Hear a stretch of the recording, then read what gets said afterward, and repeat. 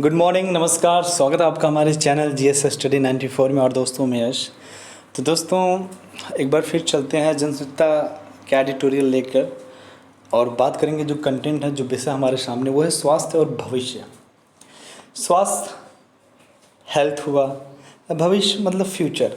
तो ये है कि स्वास्थ्य और भविष्य का जो कम्बिनेशन है, जो एक रिकन्सिलेशन है, जिसे आप सामंजस्य के नाम से जानते हैं, वो कितना महत्वपूर्ण है।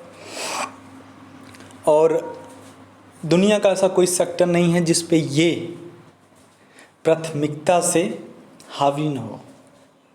यदि कोई भी सेक्टर है, यदि इन दोनों चीज़ों को नज़रअंदाज किया जा रहा है, तो मान के चलिए वो कहीं न कहीं वो जो योजना होगी, जो परियोजना होगी, वो जो उसका आखिरी होगा, जो उद्देश्य होगा, वो उसे कभी नहीं प्राप्त कर सकता। कैसे हो सकता है, उसके बारे में आज नीचे चलते हैं, बताते हैं। इसे लिखा दोस्तों हर्षवर्धन जी ने। हर्षवर्धन जी को तो आप जानते ही हैं, लेखक केंद्रीय स्वास्थ्य एवं परिवार कल्याण मंत्री हैं बीजेपी में, ठीक है। तो यहाँ पे लिखा है national digital health mission NDHM। अभी मोदी जी ने लाल किले से इस चीज़ को कहा था, इस योजना के बारे में पूरी दुनिया के सामने रखा था, तो इसके बारे में आप लोग परिचित होंगे, अवगत होंगे।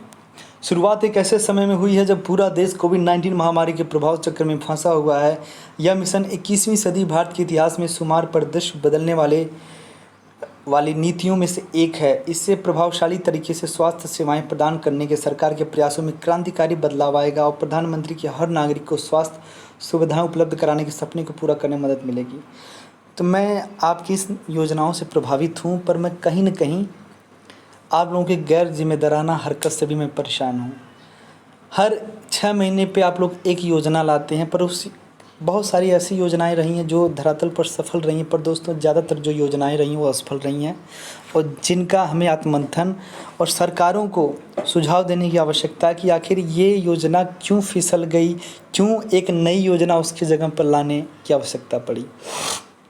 तो उस पर भी आपको विचार विमर्श करने की आवश्यकता है, अन्यथा यही स्थिति बरकरार रहेगी तो चीज़ें बिगड़ जाएंगी।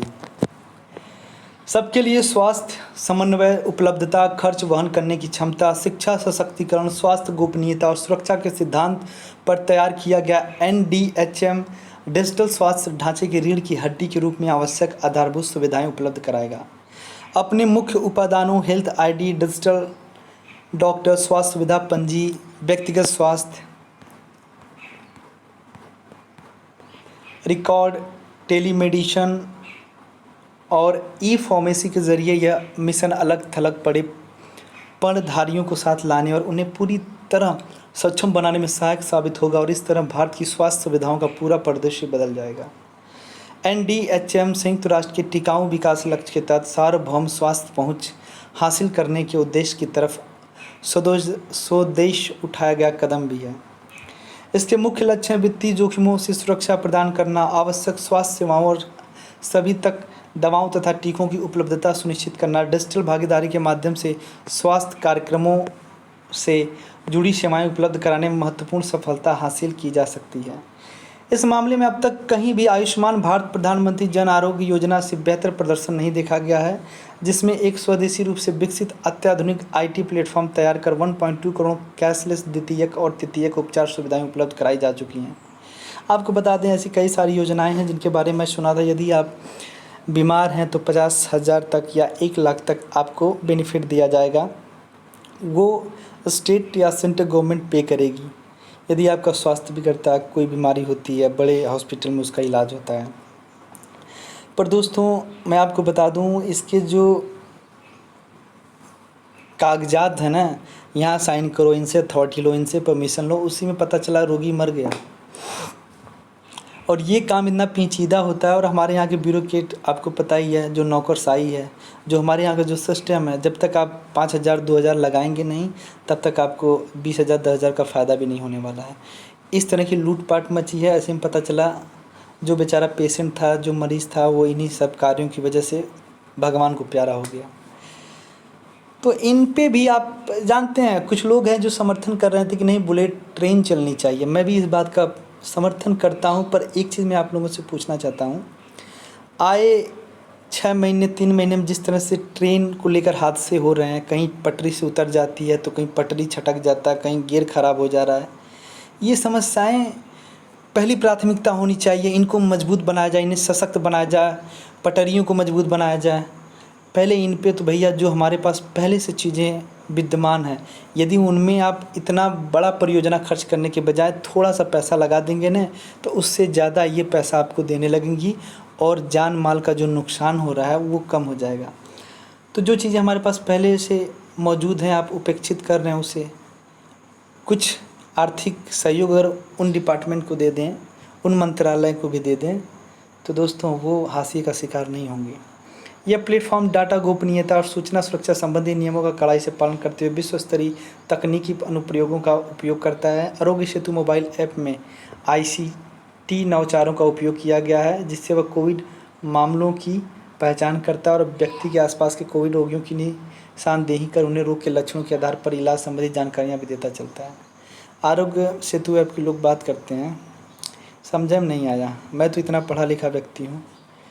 आप भी इंस्टॉल करिएगा, उस चीज़ को समझिएगा 1-2 बार 3 बार, फिर आपको लगेगा कि इसके ऊपर भी जो आरोग्य सेतु एप्लीकेशन है, इसके ऊपर भी तमाम तरह के विरोध प्रदर्शन हुए थे कि गोपनीयता का कहीं न कहीं, मतलब जो आपकी निजता का जो प्रश्न है, जो आपकी प्राइवेसी की बात होती है, उसमें ये लोग सेंध मार रहे हैं इस एप्लीकेशंस के माध्यम से, ऐसा खुलासा किया गया था।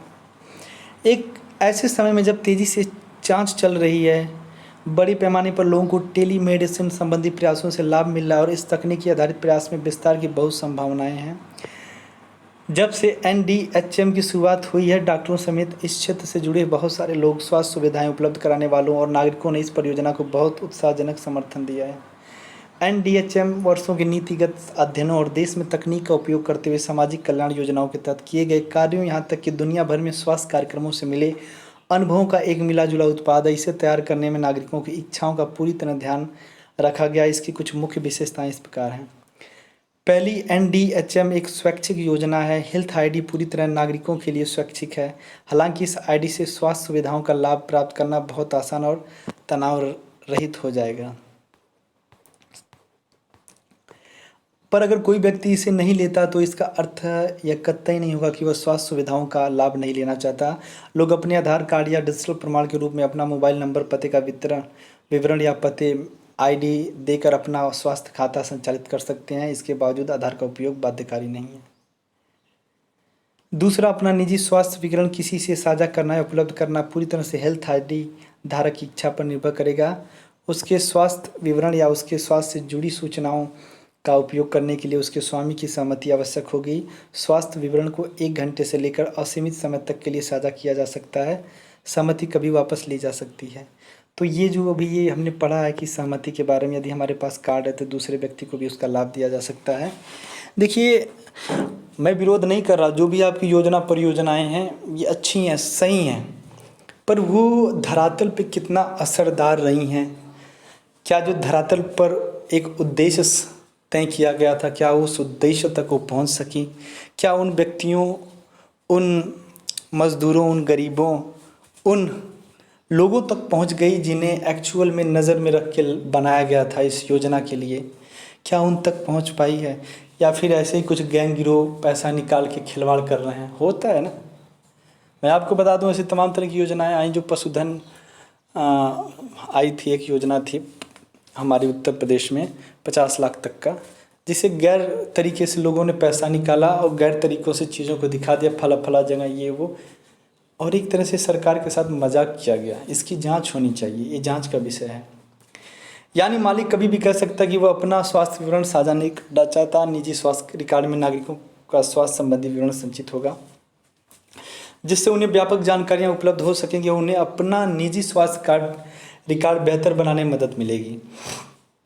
तीसरा, NDHM को सार्वभौम मौलिक अधिकारों और विधायी प्रावधानों का ध्यान रखते हुए तैयार किया गया, जैसे आधार अधिनियम, ID अधिनियम 2008, निजी विवरण सुरक्षा अधिनियम 2019। इस नागरिक केंद्रित परियोजना को तैयार करते समय जनतांत्रिक सिद्धांतों और संघीय मूल्यों के अलावा सर्वोच्च न्यायालय के तमाम फैसलों को भी ध्यान में रखा गया है। तो दोस्तों, एक चीज़ और, यदि आपने मेरा जो टेलीग्राम चैनल है GS स्टडी 94 के नाम से सब्सक्राइब नहीं किया अगर आप लोगों ने, तो आप जाइए उसे सब्सक्राइब करें। इसकी रणनीति और तकनीकी नींव नेशनल हेल्थ ब्लूप्रिंट के आधार पर रखी गई है, तो इसका संपूर्ण ढांचा NHP 2017 के दृष्टिकोण पर खड़ा किया गया है। इसके डिज़ाइन में गोपनीयता और सुरक्षा की गारंटी है। इसके हर खंड को जिसमें व्यक्तिगत स्वास्थ्य आंकड़ा संचित होगा उनमें नीतियों और कानूनों का पूरी तरह ध्यान रखा जाएगा। चौथा, आम नागरिकों में से बहुत सारे लोगों का सवाल हो सकता है कि अगर यह तकनीकी से संचालित होने वाला डिजिटल मिशन इंटरनेट से चलेगा तो फिर इसे बहुसंख्यक लोगों को इसका लाभ कैसे मिल सकेगा जो इंटरनेट से जुड़े ही नहीं हैं। इस बात को ध्यान में रखते हुए हमने इसे इस ढंग से डिज़ाइन किया है कि जो लोग इंटरनेट से न भी जुड़े हों, समाज के हाशिए पर पड़े हों, डिजिटल माध्यम के बारे में कुछ न जानते हों, दूर दराज के गांव पहाड़ी इलाकों में रहते हों, आदिवासी समाज से जुड़े हों, वे भी ऑफलाइन इसका लाभ उठा सकें। इसके लिए हम भौतिक और सामाजिक तंत्र का उपयोग करते हुए लोगों तक पहुंच बनाने का प्रयास करेंगे, जिसमें पंचायती राज संस्थाओं, लाखों आशा कार्यकर्ताओं, आंगनवाड़ी कर्मचारियों का सहयोग लिया जाएगा और नागरिकों को डिजिटल तकनीकी में सक्षम बनाने का प्रयास होगा। इस तरह इस माध्यम से सही अर्थों में सबका साथ सबका विकास का उद्देश्य भी पूरा होगा। अंतिम और सबसे महत्वपूर्ण बात है कि NDHM को इस क्षेत्र के सभी प्रमुख फंडधारकों की सहभागिता के सिद्धांत पर तैयार किया गया है। डॉक्टरों, स्वास्थ्य सेवाएं उपलब्ध कराने वालों, तकनीकी समाधान उपलब्ध कराने वालों और सभी नागरिकों की इसमें सहभागिता होगी। बिना इन सब के विश्वास, भरोसे और निगरानी किए यह मिशन अपने लक्षित परिणाम तक नहीं पहुंच सकेगा। NDHM का मकसद एक डिजिटल स्वास्थ्य राष्ट्र बनाने का है, जो बड़ा सोचो, छोटे से शुरू करो और तेज़ी से आगे बढ़ो के सिद्धांत पर आधारित है। यह एक ऐसा मिशन है जिसका उपयुक्त समय आ गया, क्योंकि आत्मनिर्भरता की तरफ बढ़ने के लिए स्वास्थ्य पहला कदम है। एक स्वस्थ देश ही आत्मनिर्भर बन सकता है। तो दोस्तों, आज के लिए इतना ही। नमस्कार। और जो इस विषय का जो उद्देश्य था, कहने का मतलब ये है कि स्वास्थ्य और भविष्य में जो तमाम तरह की परियोजनाएं आ रही हैं, उसका एक्चुअल में हमारे देश की जनता के ऊपर कितना बड़ा प्रभाव पड़ेगा, उसका फ़ायदा कितना होगा, इस बात की जागरूकता को लेकर आप तमाम तरह की जगहों पर जाएं। तब जाकर हमारा जो उद्देश्य है, जो इस परियोजना का उद्देश्य तभी तक बना रहेगा। तो अगला जो वीडियो होगा उसका जो उद्देश्य होगा कुछ देर में हम बना देंगे। तो थैंक यू सो मच।